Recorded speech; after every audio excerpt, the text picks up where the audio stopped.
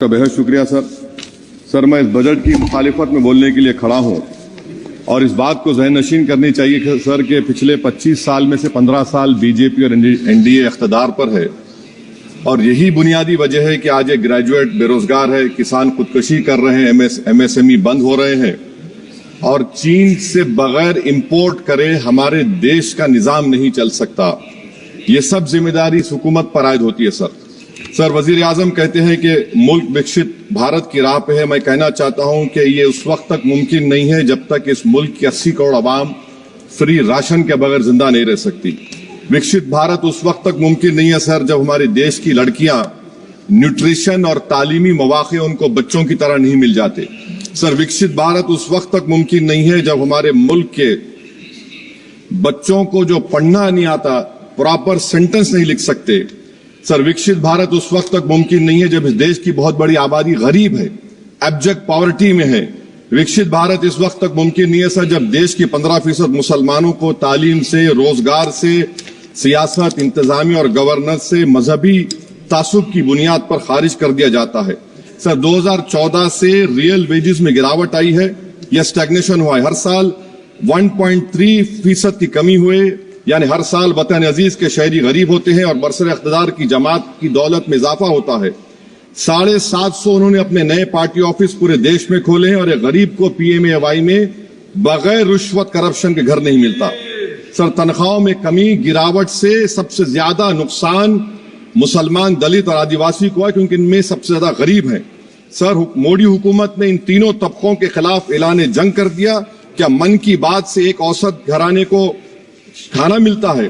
Sir वजीर आजम ने हालिया आवाम को, जनता को मशवरा दिया कि खाने के तेल में कमी करने से जिस्म का वजन कम होता है। सर मगर इस हुकूमत के मोटापे का अंदाजा लगाइए कि 2014 और 22 से मोदी हुकूमत ने एडवर्टाइजमेंट के ऊपर 3,260 करोड़ रुपए खर्चा किए। तो मालूम हुआ कि देश के प्रधानमंत्री मोदी जी एक एग्जाम वॉरियर भी है और एक डाइट कोच भी है। सर खाने के तेल का होलसेल प्राइस इंडेक्स 2014 में 104 था, 2022 में 182 हुआ, 2024 में 145 होता है। ये पॉलिसी हुकूमत किसके लिए बनाती है? गरीबों के लिए नहीं बनाती, हम जानते हैं। सर 80% भारत की आबादी माइक्रो न्यूट्रिएंट डिफिशियंसी है, सफर करती है। हेल्थ के बजट को हम देखें sir, as a percentage of total budget spend and share of GDP इसमें कोई इजाफा नहीं हुआ है सर, बल्कि इसका शेयर 2018-19 से कम है। जब हेल्थ सेस लागू किया गया था, हजारों करोड़ हेल्थ सेस कॉर्पोरेट और इनकम टैक्स लोगों ने दिया, हमारे हेल्थ सेक्टर में कोई काम नहीं हो रहा है। सर तालीम पे आ जाइए।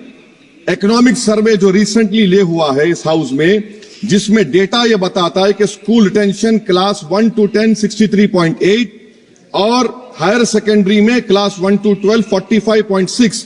मतलब यह है कि सर एक 1/3 हमारे बच्चे 10वीं तालीम को मुकम्मल नहीं करेंगे और आधे से ज्यादा 12th की तालीम नामुकम्मल करेंगे।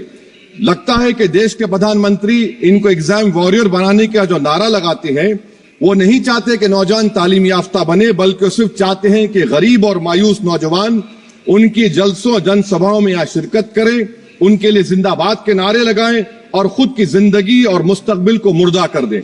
सर सच्चाई यह है कि हमारे नौजवानों का एक बहुत बड़ा तबका बेसिक मैथमेटिक्स पढ़ नहीं सकता और अपनी मादरी जबान में एक जुमला नहीं लिख सकता। सर जो सौतेला तासुब रवैया अक़लियतों के साथ हुकूमत कर रही है, इसकी मिसाल यह है कि वजारत अक़लियती बहबूद का बजट पिछले साल से कम हो गया है। सर मैं एग्जाम्पल दे रहा हूं आपको, जो pre matric, post matric, MANF, free coaching, interest subsidy education loan है, एलोकेशन फॉर एजुकेशन एम्पावरमेंट में जबरदस्त कमी आई है। सर पिछले साल 1575 करोड़ था सर, इस साल 678 करोड़ कर दिया गया है। सर सेंट्रल सेक्टर की जो स्कीम्स है जिसमें education, empowerment, skill development, PM विकास है, 2024 में 2120 करोड़ में से सिर्फ 770 खर्चा किए गए। सर 2025-26 में उसको 1237 करोड़ कर दिया गया। सर ये सरकार अक़लियतों को और खास तौर से मुसलमानों को मुकम्मल नजरअंदाज कर दी गई है।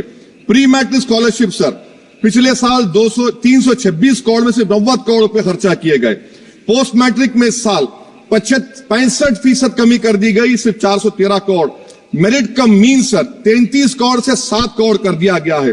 कौमी वक्फ बोर्ड तरक्याती स्कीम, शहरी विकास संपत्ति सर 2023-24 में 17 करोड़ में 8 करोड़ दिए गए, 1 करोड़ खर्चा हुआ। 2024 में 16 करोड़ सिर्फ 3 करोड़ रुपए दिए गए। इस साल 13 करोड़ रुपए दिए गए हैं। तो इससे अंदाजा होता है कि हुकूमत वक्फ की जायदादों को आमदनी का जरिया नहीं बनाना चाहती, उसको बर्बाद और खत्म करना चाहती है। सर स्किल डेवलपमेंट में हमारी दोहर उस्ताद नई मंजिल बिल्कुल खत्म करके रख दिया। अब टेक्सटाइल इंडस्ट्री बर्बादी के दहाने पे आ गई सर। 2016 तक भारत में सबसे ज्यादा रेडीमेड गारमेंट्स हम एक्सपोर्ट करते थे, आज उसमें 14% कमी आई, बांग्लादेश हमसे आगे चला गया। सर मैं एक मिसाल दे रहा हूं, मालेगांव में पावरलूम इंडस्ट्री में जो रोजगार देते हैं, ना उस पावरलूम इंडस्ट्री के लिए ना उसमें लेबरर के लिए कुछ इस बजट में रखा गया है। RODTEP, ROSCTL में एक्सपोर्ट प्रमोशन की पॉलिसी नहीं बनाई गई। ग्रुप इंश्योरेंस और GIS को क्यों बंद किया गया इन पावरलूम इंडस्ट्री के लिए? और फिर सर PLI स्कीम के बहुत बड़े दावे किए जाते हैं। ये PLI स्कीम प्रो कॉर्पोरेट है, जबकि इसको प्रो माइक्रो होना चाहिए था। मालेगांव की पावरलूम इंडस्ट्री के लिए इंफ्रास्ट्रक्चर डेवलपमेंट है। ये तासुब और सौतेला सुलूक मालेगांव पावरलूम और ये इंडस्ट्री से कब तक चलेगा? सर डेडलाइन, मोदी जी ये गवर्नमेंट डेडलाइन देती है। मेक इन इंडिया का वादा था सर 100 मिलियन जॉब्स, 12 से 14% ग्रोथ। हकीकत क्या है सर? सिर्फ 6% ग्रोथ है। मैन्युफैक्चरिंग एम्प्लॉयमेंट में सर 12.6 2011-12 में था, वो गिरकर 11.4 हो गया 2022-23 में। सर इकोनॉमिक यूरोपियन यूनियन की policy on carbon border adjustment mechanism EU deforestation regulation ये कहता है इसके ऊपर भारत का बहुत बुरा असर पड़ने वाला है। इकोनॉमिक सर्वे ये कहता है कि 9.5 बिलियन एक्सपोर्ट्स में कमी आएगी। क्या पॉलिसी है सरकार की? सर अनक्लेम डिपॉजिट्स देखिए सर, 2023-24 में LIC में 3,70,000 maturity claims are lying unclaimed, 880 crore के। EPFO 2023-24 में 8,500 crore is lying unclaimed in 21 lakh inoperative accounts. Is this being done deliberately to shore up the government supply? Why is the middle class being made bali ka bakra, sir? In February 2023, sir, 35,000 crore is lying vacant or unclaimed in public sector banks. Why don't you use it? And sir, the travesty of justice is in PM Poshan, sir, a cook or helper gets only 1,000 rupees for 10 months. Why can't the government increase? Sir agriculture department का जो budget है 4,000 करोड़ कमी कर दी गई। मैं आदादो शुमार और एक स्टडी की बुनियाद पर कह रहा हूं कि किसानों की अगर आमदनी 100 रुपये है तो ये हुकूमत 12 रुपये लेती है। जुल्म नहीं तो क्या है? Sir India steel industry export किया 13 बिलियन और उसमें से 1.2 बिलियन हमने एक्सपोर्ट किया था स्टील एल्यूमिनियम US को। अगर ट्रंप 25% टैरिफ लगाएगा, ये सिग्निफिकेंट बर्डन होगा इंडिया के स्टील एक्सपोर्टर्स पर और इसीलिए इंडिया मेटल इंडेक्स गिरा है 3%। सर क्या पॉलिसी है सरकार की?